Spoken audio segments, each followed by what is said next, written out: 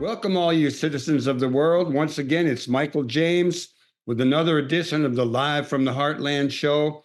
This one is being recorded on Monday, February 26th for the week of March 2nd. And we are really honored to have a longtime co-host and sometimes still a co-host like today, and producer Katy Hogan. Good morning to you, Katy. Good morning, Michael. I Good thank morning, you for live from the joining me. Heartland. Good to be having a little time with you here on the air, on the TV, wherever people get to see it. A little bit later, we're going to have Mariyana Spyropoulos, and she is running for the clerk of the Circuit Court of Cook County. And before that, you and I are going to talk about a number of things. I'd like to start off with a little update on something we've been reporting on, and that is our neighbors down on Loyola Avenue. That would be the people at the Roman Susan Gallery. Nathan Smith was recently on the show, and Roberta Schmatz, who was on the show quite a long time ago, but she runs Archie's Cafe. And as many of you, particularly in Rogers Park, know, Loyola University has bought the property where they and a number of tenants live, and is going to tear it down and develop it. So I'm going to give a little update on what I heard from both of them. Nathan Smith thanked us for staying on the case. He says the building at 1234 Loyola has been recently purchased by Loyola University. There's an article this week in Block Club Chicago by Kaylee Padar. And the key things from those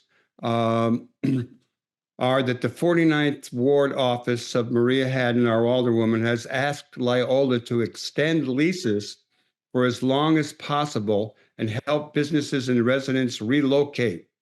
Also, Loyola spokesperson Matt McDermott said the redevelopment of the building will be lengthy, years long, but the university plans to work with tenants to help them find affordable housing in the neighborhood. And they go on to talk about the state senator Mike Simmons hopes to host a meeting with Alderwoman Maria Hadden, where residents and businesses will be able to do a little talking about it. And then Roberta reported to me that though Loyola continues to say they will work with residents and businesses, as far as she knows, Loyola has not yet reached out to anyone. And she reported that Saturday, when many of you will be listening to the show, there is a teach-in at 2 p.m., meeting in front of the building itself, and it's being led by a young activist from Jones High School. They plan to talk about the ongoing situation and Loyola's impact on the community. That's all the information I have. Do you have anything to add to that, Katy? I don't. It's a neat little street. It's behind the L to the west of the tracks. My first apartment as a Mundelein student was right around the corner from that on Lakewood. I walked that block hundreds of times. And the major changes on that block over the years have been whenever Loyola bought up a parcel, if you remember, we used to go to the glass company there to get our glassware. Oh, yeah. Yeah.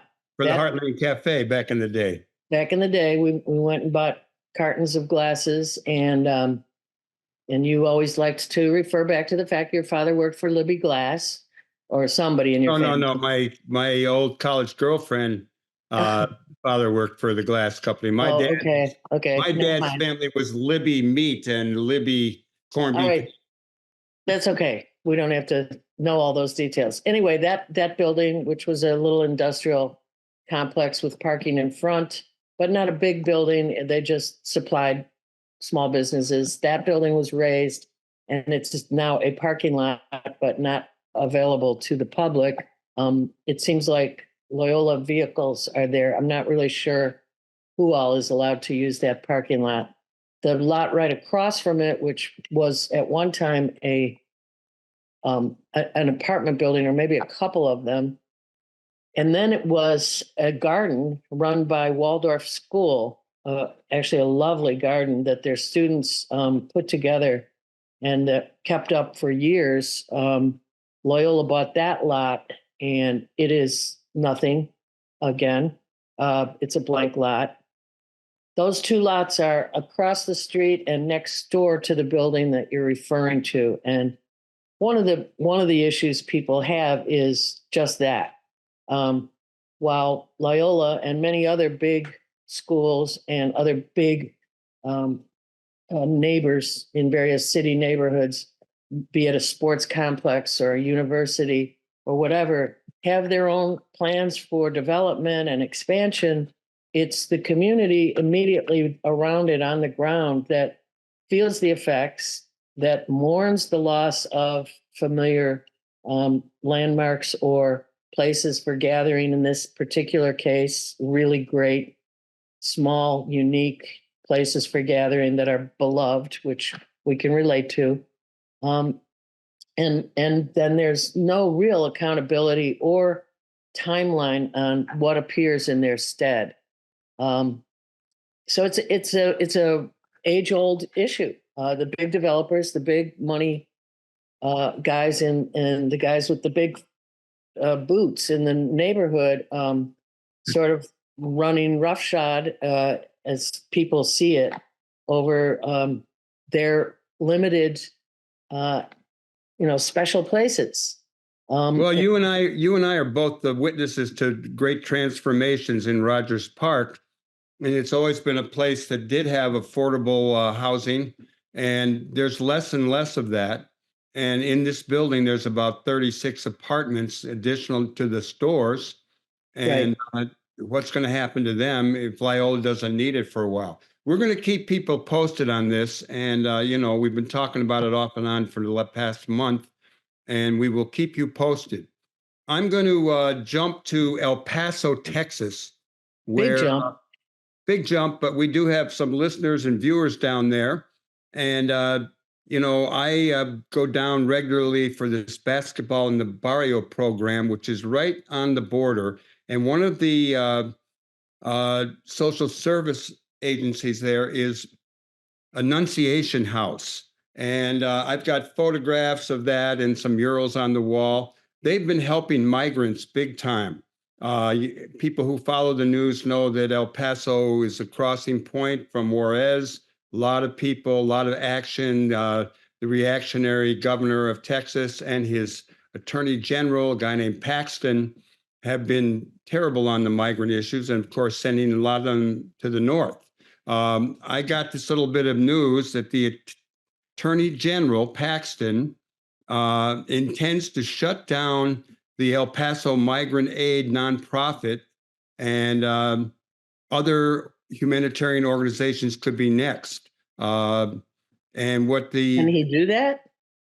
well, we'll see what he can do. He was, they just elected him, or they voted to keep him in office after he was caught doing some nefarious things.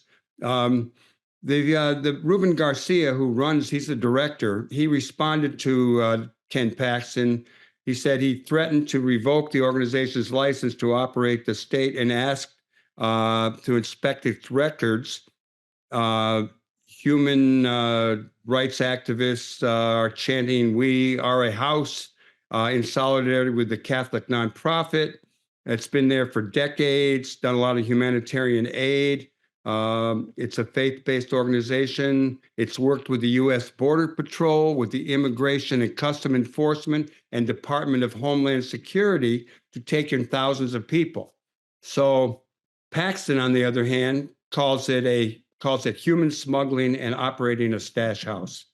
So there's a great divide on all these issues, and I think these are the bad guys. We're going to take a little peek at the war in the Middle East.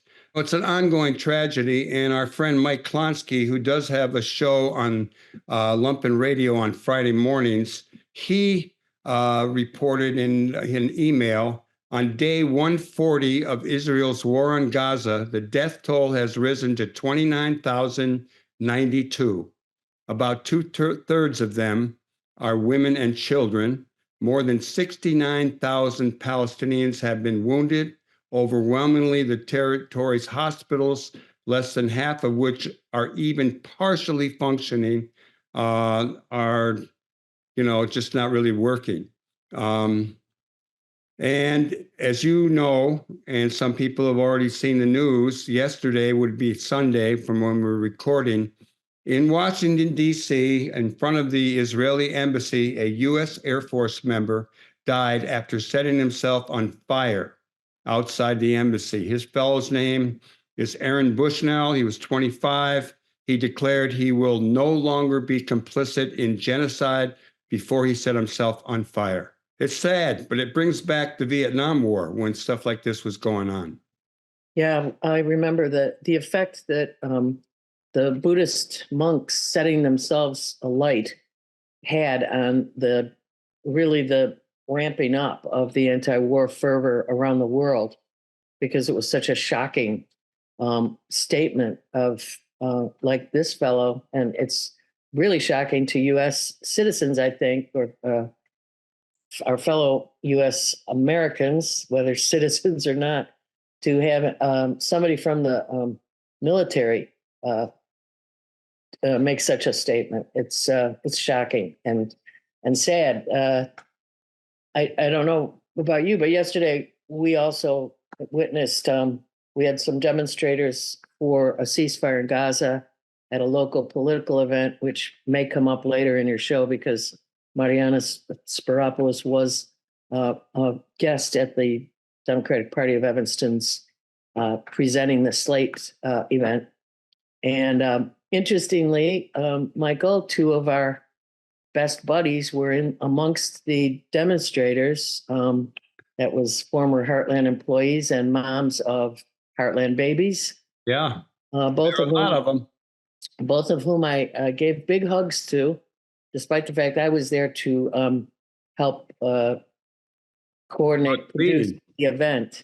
And so it's a pretty hard issue for all of us right now around the world. We feel helpless in the face of some pretty raggedy assault on people with no defense. And I mean, how the UDF forces feel they're going to knock out Hamas by murdering the entire population, or just laying waste to whatever society they had and forcing them all into poverty and hunger. And is that not going to create more antipathy? It definitely has. I mean, the number of demonstrations pro-Palestinian and raising all these issues is just increasing, tenfold over and over, more and more. Chicago, yesterday, streets were blocked off. When we say yesterday, we're recording a days early. It's really put the president in a rough position in the election, how to handle it. Netanyahu does not seem to be yielding in any way to all the threats from our government. So it's really serious, and we'll be talking more about it. I have one more thing I'm going to bring up before we move over and really talk about Bring Chicago Home and the latest developments in that. What I would like to share is that The Guardian has reported that Alexei Navalny, who was murdered by Putin, they're claiming that Putin had Navalny killed to thwart a prisoner swap. Allies claim that the Russian leader accused of ordering Navalny's death to stop him being exchanged for FSB. I'm not sure what that is. Hitmen serving a life sentence in Germany. So not only are we sad about his killing, I know his body was finally released to his mother, even though they were trying to say she could not have a public ceremony after his death. I don't know. It's just it's really sad. Let's flip this a little bit, Katy, and come back home and talk a little bit about Bring Chicago Home. It's on the ballot, we hope. No, it's on the ballot. It is on Okay. that. Yeah. Fill us in a little bit on this whole deal.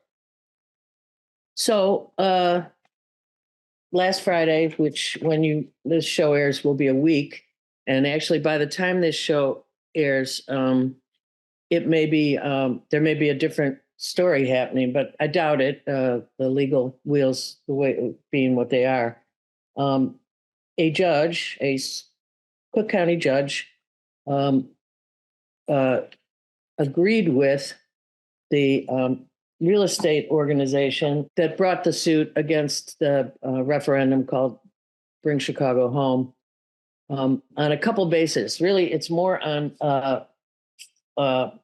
more related to form, not function, not substance. They said that the referendum was poorly written and confounded because it both raises the real estate transfer tax and lowers it in the same referendum. It's a lot of arcane stuff, as ever, when you dig deep into both policy and judicial decisions about policy. But the bigger question and the bigger piece about this is that it's people have been being told by those same interests that it is a increase in real estate tax. It is not.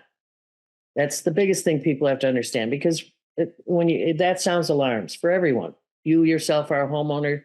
You know that real estate tax is a huge deal to come up with every year. This is not an increase in that. It is a real estate transfer tax, a one-time paid tax that we all pay if we're lucky enough to buy a piece of property, whether it's a condo, a co-op like me, or a house. You pay a transfer tax. And this piece of legislation, this referendum proposes an increase in that transfer tax on pieces of property, whether they're commercial or domestic, I'll call it, over $1 million. And at the same time, it decreases that same transfer tax on transactions less than $1 million. That particular piece seems to be the sticking point on why the judge felt it could get tossed. So the other piece of that is that entire raise of the RETT, real estate transfer tax, is about developing a dedicated fund to address homelessness and affordable housing and the issues surrounding homelessness. Why? Because we've had a growing homeless population in Chicago. Everyone who lives here knows it. Before the 80s, we never saw people camped out on the street or in the parks, almost never. And since the mid 80s on, increasingly, we have a population right now estimated to be over 60,000 homeless people in Chicago. We need to address that, and without going into funds that are meant to do other things for the city.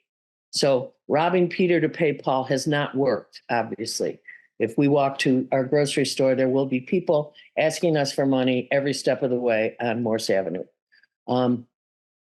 This Bring Chicago Home was meant to address the lack of a dedicated fund to address those problems, as well as at the same time put some emphasis and some teeth into and support into developing and supporting affordable housing, which is in fact been disappearing in Chicago in a scary rate for the last 20 years.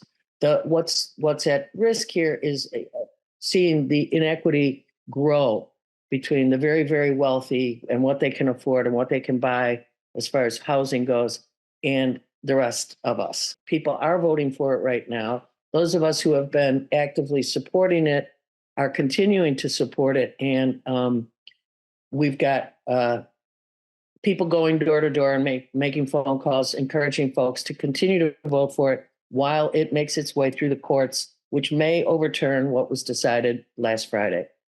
So that's that. Katy, you've been really involved with this, as has Network 49 and many others around the city.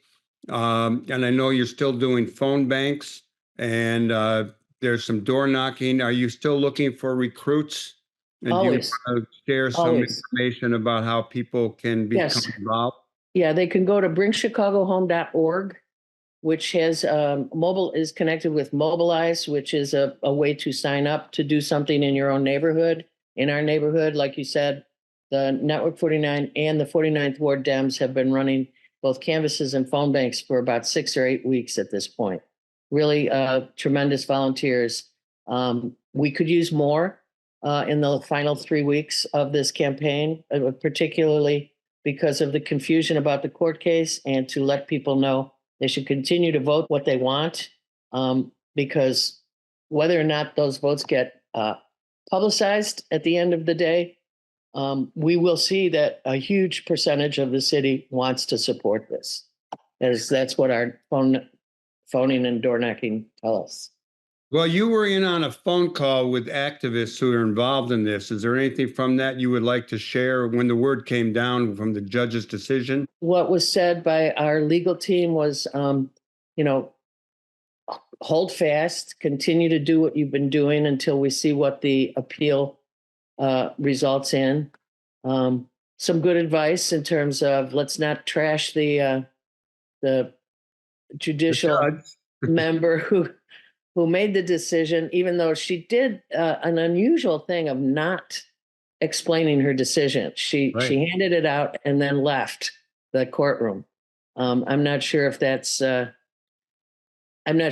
what he's afraid of, or if she was afraid of, kickback, because there are an awful lot of people who are working really hard for this.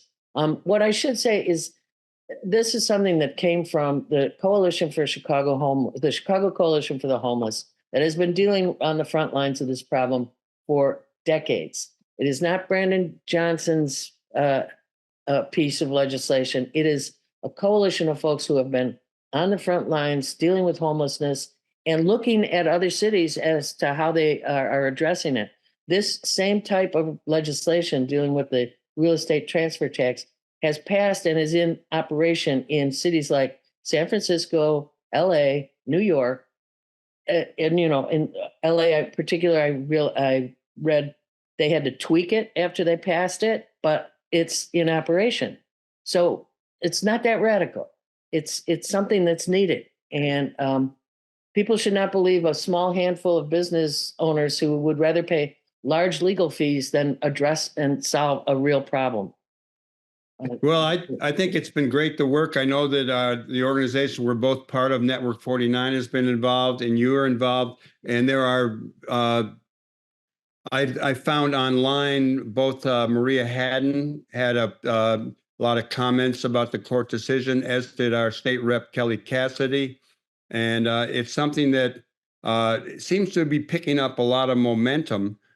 People in support of it, organizations coming out for it. And then we get this decision by the judge, unexplained, and we're not sure where it'll go. There's going to be an appeal. I want to thank you for coming on with your clear thinking on a lot of issues, Katy, and sharing a little bit of time with us. It's always an honor to have you back on the show. And I want to just thank you publicly and say to everyone else, stay tuned here on the left end of your dial, or however you're watching the show or listening to the show. And we're taking a musical break, and then we will be back with our next guest, who is Mariyana Spyropoulos. Welcome back to Live from the Heartland for the week of March 2nd in the year 2024. I'm still your host, Michael James, and it's an honor to bring on someone who we had on the show a number of years ago when we were doing it live down there at the WLUW studios, the one and only Mariyana Spyropoulos. Right. Words there, Spyropoulos. Is that right? Spyropoulos rhymes with metropolis. I like that. That's good. When we had you on the show years ago, you were running for the Metropolitan Water Reclamation District of Chicago. And I'm going to ask you what attracted you first to that position, and why do you want to switch to another position? And that would be the clerk of the Circuit Court of Cook County. Well, thank you, Mike, for having me on the show. It's an honor to be back.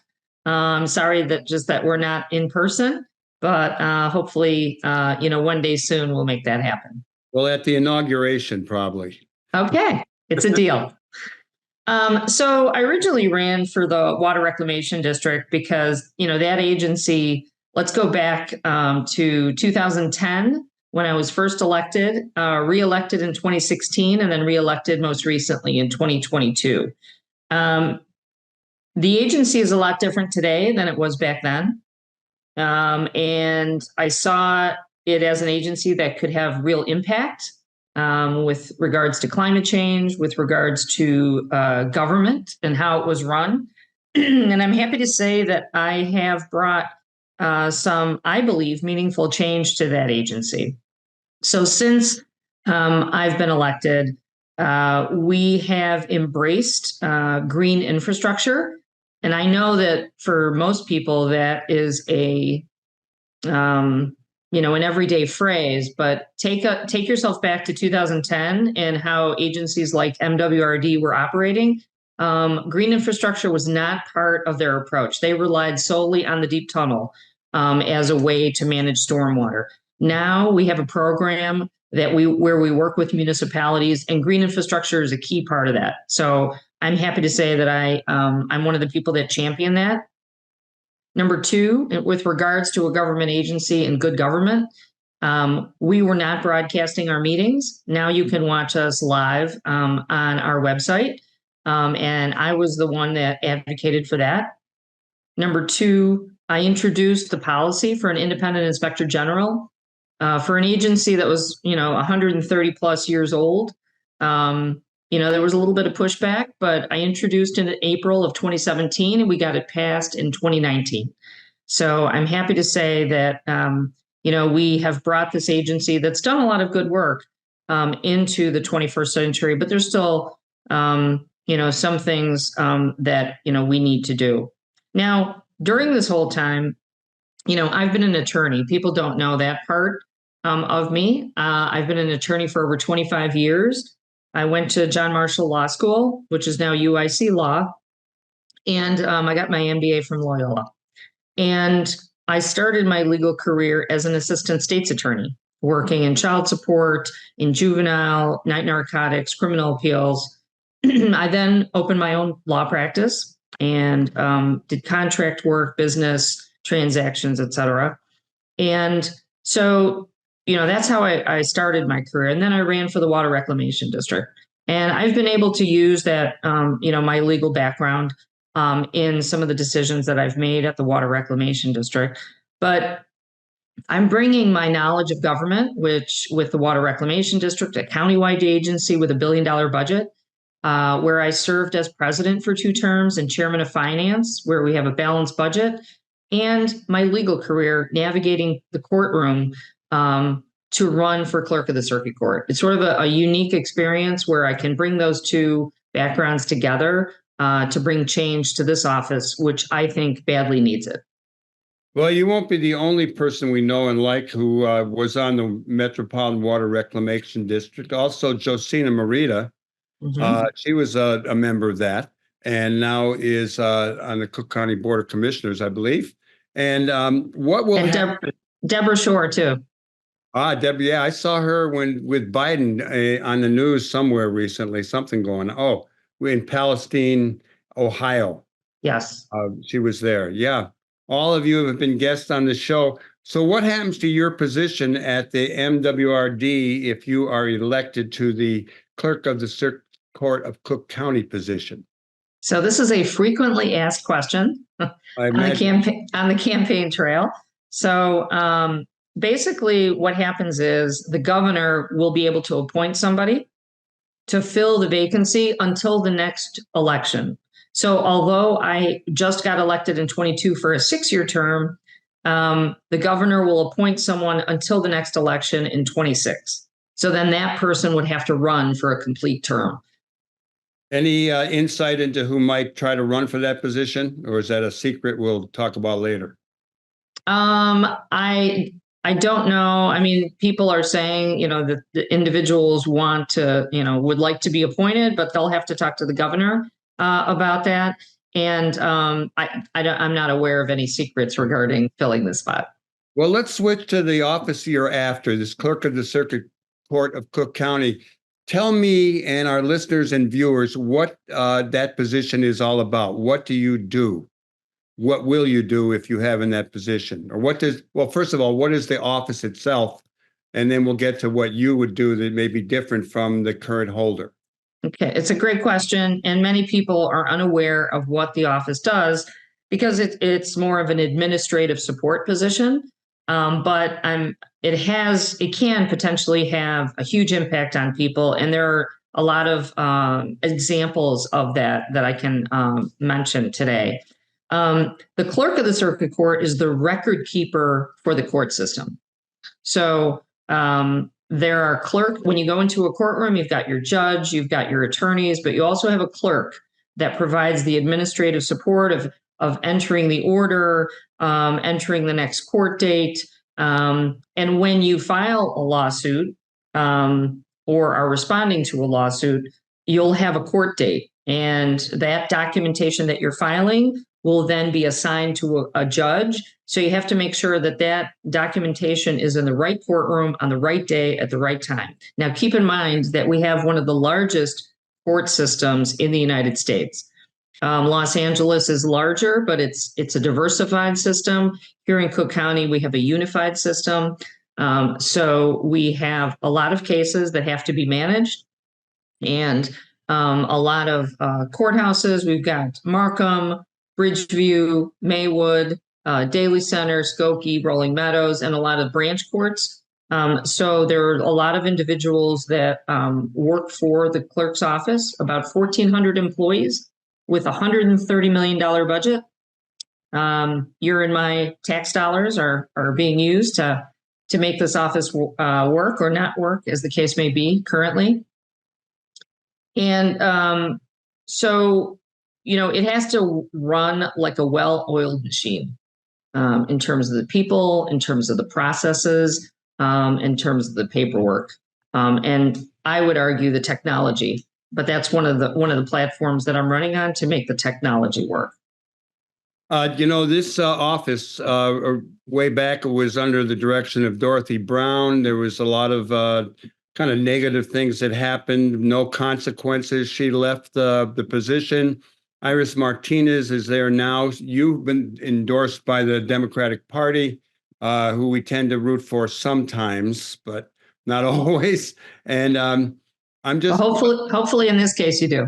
It's getting better. It's very different. We maybe can address that a little bit later. But your criticism of the current office holder and what you would do differently. Well, how much time do we have? We got another 15 minutes, I think. Okay. Well, I think that there's a lot that needs to be addressed regarding this office. But there are some incidences that are supported by news outlets, and I'd like to bring those up so that if your listeners or viewers would like to do more research, dig a little deeper on these stories, I think that's important. So WBEZ did a story in May of 23 where if you go through the restorative justice program and you have a low-level felony and you satisfy the requirements of that program, the felonies should be removed from your record and you have a clean record. Right. And that was not happening. So the public defender, who was representing many of those people, noticed this because their clients were, had lost their jobs because the employers found out there was a felony on the record, pointed it out to the clerk's office. The clerk pointed the finger to the chief judge and said, that's not our responsibility. It's the chief judge's responsibility. And that's not true. It's the clerk's job to do that. So there's a couple of problems in this scenario. Number one, taking responsibility for what you're supposed to be doing. But number two, the issue didn't just happen to one or two individuals. It was many individuals who were impacted by this. So I would argue when you're running for a leadership position, it involves addressing problems. Problems will arise, and the way you approach it is indicative of how you're going to, approach the policy in this office, and that's to sit down with the stakeholders, come up with solutions, and fix those problems.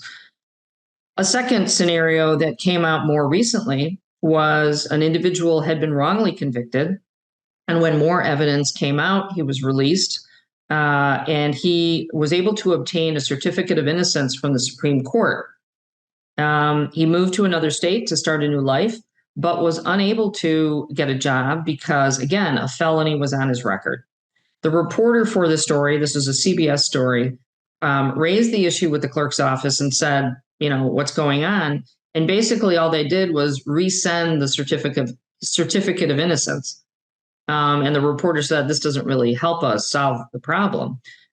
I would appoint, again, to sit down and solve this problem. It's being presented to you, and try to help this individual out with this problem. He paid a dear price with many years of his life in jail. He was wrongfully convicted. And, this sort of goes to the clerk's approach of not taking responsibility, not really, trying to do a professional job.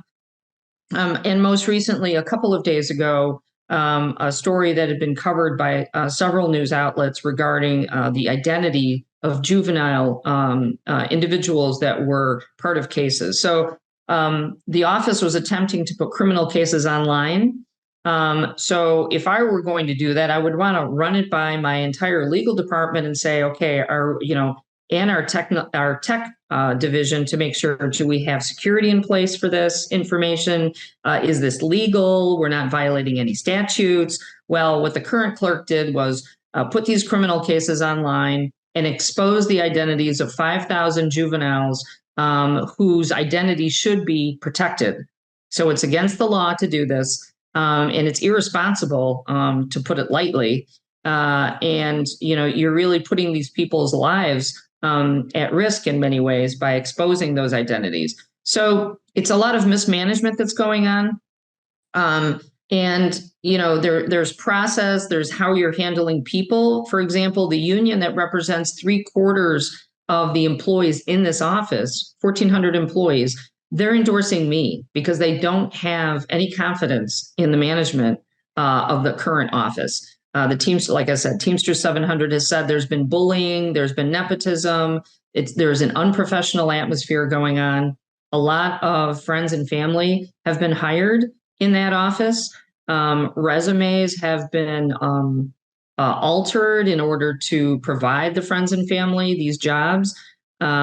And it really goes to setting an atmosphere of where people do just not feel comfortable doing their jobs and they want change. Mariyana, let me ask you, is the current holder of that office, was she endorsed by the Democratic Party when she first ran? No. No. Okay, just wanted to check that out. You talk a lot about ethics, and you also talk about Inspector General for the county. I'm not sure what that's, talk about all that. What's that about? Sure. So I think it's important to have a independent inspector general in this office. The current office holder will talk about that she has an inspector general, but I would argue that it's not, that this person is not independent because they report to her.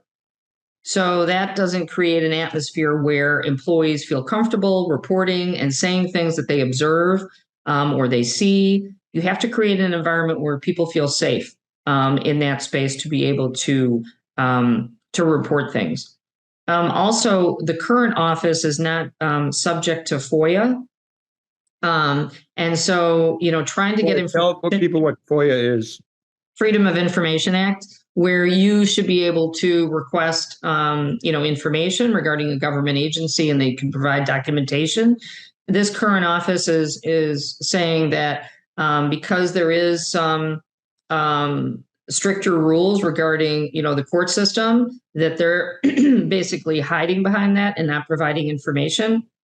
I want to, once I get into that office, work for more transparency so that people can get the information regarding our budget, our resources, where we're putting people, how many cases we have.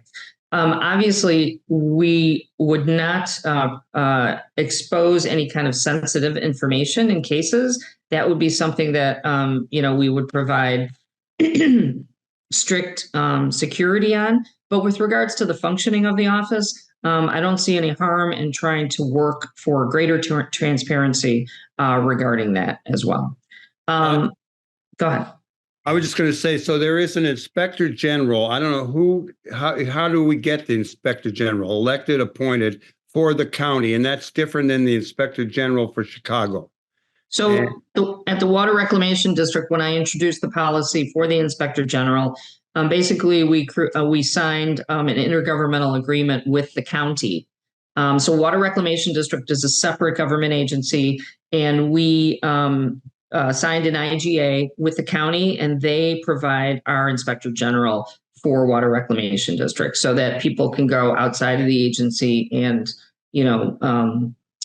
call a hotline or fill out forms and say, these are things that we find that we would like further investigation of. So for the clerk's office, we could look into something similar to that, but providing that independence is something that I definitely want to work on, to make sure that individuals not only feel free, but you're also creating an environment where everything sort of works under the values of, we want transparency, we want ethics, and have the employees understand that this is important under the new administration. Mariyana Spyropoulos, let me shift a little bit here now.